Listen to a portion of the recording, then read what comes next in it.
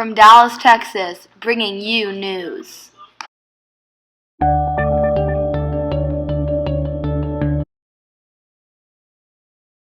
China, a country on the rise.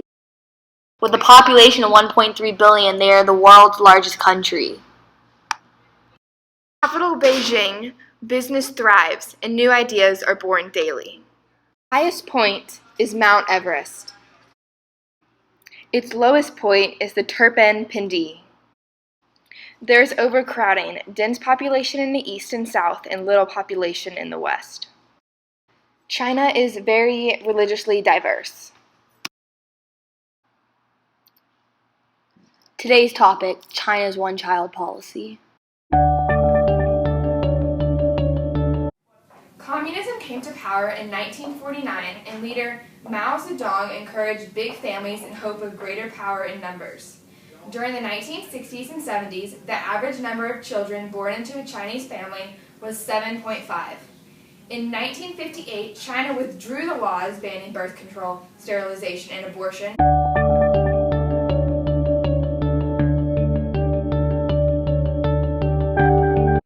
In 1959 to 1961, a famine hit China, killing 30 million people.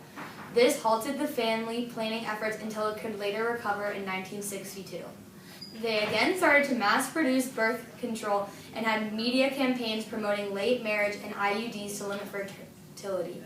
In 1964, the first National Planning Office was created to oversee the birth rights and fertility reduction programs. They focused on urban areas with modern medical facilities and access to birth control. Later in 1979, after the end of the Cultural Revolution, the new leader, Deng Xiaoping, proposed the one-child policy.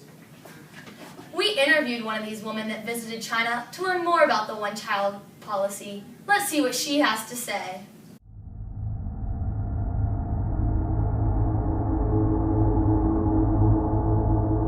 When I went to China, I found some poor, old Chinese woman who had her baby taken from her.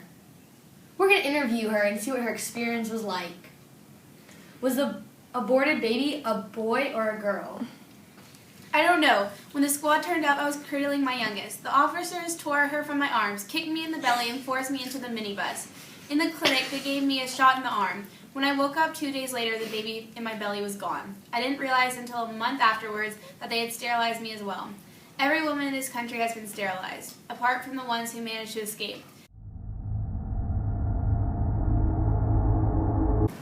I searched China and found one of the doctors that personally dealt with aborting babies. This is what she had to say. Most of the women who come to me for abortions would carry to term if I found a rich family for their child. The government orphanages sell baby girls for 40,000 yuan, and they're usually undernourished or deformed in some way. I sell healthy newborns for half that price, but not to foreigners. They can only buy from the state. I once read in the papers a few years ago that the police near here stopped a van, searched the boot, and found 28 baby girls tied up in a plastic bag. One of them had already suffocated to death. The hospital staff who sold them to the gang were tracked down and executed.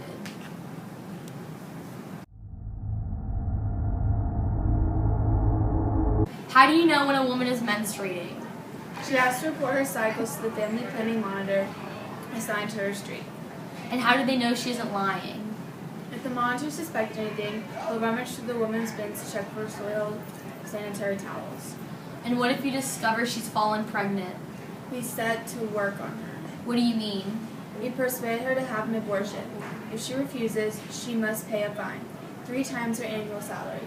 A few years ago, the county authorities insisted we meet our targets, so we couldn't let anyone off.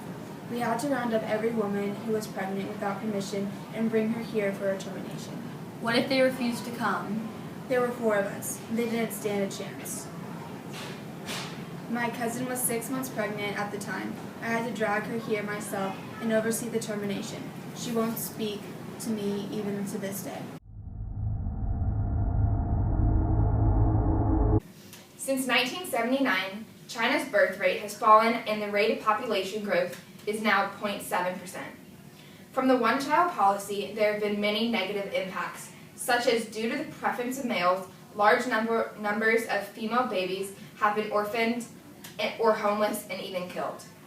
In recent studies in 2000, it was found that 90% of aborted babies have been females. Today, the rules of the one-child policy have been more relaxed. Couples can now have a second child if their first child is a girl or if both parents are only children. The decrease in youth could possibly lead to the problem of aging population. This decrease in female population has resulted in severely unbalanced gender population. It is thought that today men outnumber women by more than 60 million.